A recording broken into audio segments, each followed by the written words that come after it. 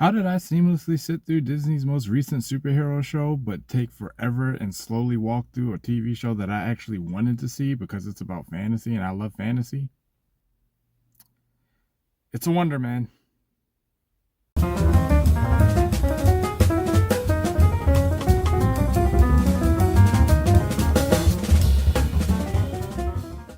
heard of the Pendragon Cycle? I've never heard of this. Apparently, it's based off of a book series. Not apparently, it's based off a book series, right? Never heard of it. I like King Arthur. I don't know a whole lot about King Arthur. So when I say I like King Arthur, I just mean I like the idea of the king who pulled the sword from the stone and Merlin and all that. And I like swords and shields and armor and fantasy and magic and that kind of thing. Not the card game. Not the card game. All right, so this show was recommended to me by a coworker. He knows that I like things within this realm, and he brought it to me. I brought him House of Asher. He brought me this. So I was like, okay, cool. I'll check it out. Let's get the controversy out the way right off the bat. The Pendragon Cycle airs on Daily Wire Plus. So that's Matt Walsh, Ben Shapiro, Jordan Peterson, all of them, right? So if that's a deal breaker for you, I'm not going to tell you you're wrong. I watched it, and spoiler alert, I intend to finish it. To inject a little bit of humor, when I saw some names attached to this thing, I was like, oh, we're not going to see a single black person in this show, are we? All right, here we go. So let me let you know, if you are, whatever about King Arthur lore, like you're kind of so-so, this show is not kind to you from the offset. It's very similar to Watchmen, the HBO Watchmen series that came out back, I think, in like 2019, maybe 18, one of those 2 years. Where if you had seen the Watchmen movie and you started watching that show, you were going to be lost. If you had never heard of Watchmen before and tried to sit down and watch that show, you were going to be lost. You are really only going to have a decent idea of what was going on, at least at first, if you were really big on the Watchmen comic and the Watchmen lore. Like if you had that information down pat and you got all the references and things like that, it was probably off to the races for you. But if you were middling with Watchmen lore, you were gonna have a hard time for a good portion of the show. It's the same thing here. I know next to nothing about King Arthur, and I'm paying for it. I'm trying to keep up. The show has like 2 time skips, and they're major time skips. We're not talking about a week or a month or a year. The first time skip is 20 years, and the second time skip is 75 years. So right as I'm getting my bearings about who's who and who has what relationship with who and how we're supposed to feel about this side or the third, we jump ahead a quarter of a century. So I don't know if that's to the show's detriment or not. I've only seen 2 episodes. The third one either came out today or came out yesterday, but it's available today. I haven't seen it yet.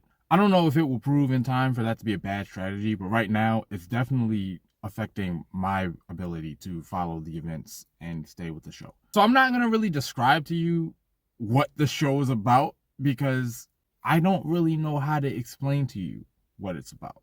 We have our main character, Cheris, one of the main characters, Cheris, and she is a fairy, and she's got her dad runs a kingdom, and it seems like they're preparing for a war that is quickly spreading across the world. Romans.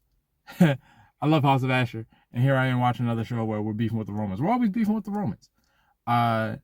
So there's wars just spreading, and they're trying to prepare for that. So we have our prophet Taliesin. Y'all know I'm bad with names. Taliesin, who it looks like he's trying to broker some peace with that kingdom, him and his father, and he falls in love with Cheris, and they end up having a child, who I, at this moment, believe is Merlin. Like, the show is called The Rise of the Merlin, so I get the feeling that Merlin is going to be a moniker held by several people in the show. But between the time skips and the vague conversations about what the characters are supposed to be doing and are supposed to be chasing, it's not making for the smoothest experience right now. I like the costumes. I think the acting is cool. I've heard a couple songs in the show so far, like original songs, not like pop culture songs, like original songs. I like them both. I kind of want them on my playlist. The intrigue is there. It's definitely mysterious enough that where I'm like, even if I'm the idiot here, even if I'm just not following along, I want to figure it out. Like, I want to be on the same page that the show is on. So there's enough intrigue there for me to keep going. We've got magic going on. We've got early Christianity. So as a man of faith, that speaks to me. But I'll be honest, it's because it's so lore heavy. It's doing a lot to compromise how I'm receiving this show. There's a lot of characters and there's a lot of information that they want you to try to retain all at once. And I'm not good with that kind of thing. I'm not going to say this is a failure of the show. I have to give it time to really lay its cards out on the table to see how it all comes together before I'm going to judge it in that way. But I will say I'm curious as to how much of this information is necessary if we're skipping so much time. Maybe if I was big on the lore a little more, I would understand why it's vital that we spend time with these characters for the first 15 minutes of the first episode before we jump ahead. As it stands, I don't have that information. So, sorry if it sounds like I'm rambling. I want to keep going, and I want to find out what we got going on, because it feels like a show that I would love once I can figure out what the hell is happening. If you can see past who's producing the show, what network is producing the show, I say give it a shot. It's a tall order to jump into this world, especially if you don't know anything about it. So give it like 2 episodes. And if you're still like, whatever, I'm not doing this by the end of the 2nd episode, yeah, you can go ahead and put the show down. But I'm going to keep going. And I'm going to judge it, like officially judge it, once I get to the end of the 3rd episode. Because it's only going to be 7. And I'm like, if you can't get it done by 3 of 7, because you're almost halfway there, if you can't get it done by then, I think we do have a problem. So, yeah, stick around. Is this guy and this guy the same guy?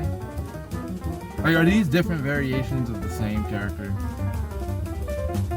Can somebody actually comment and let me know? Like, please. Like, I want to look it up. I want to engage with the audience. Can one of y'all let me know? Is this guy and this guy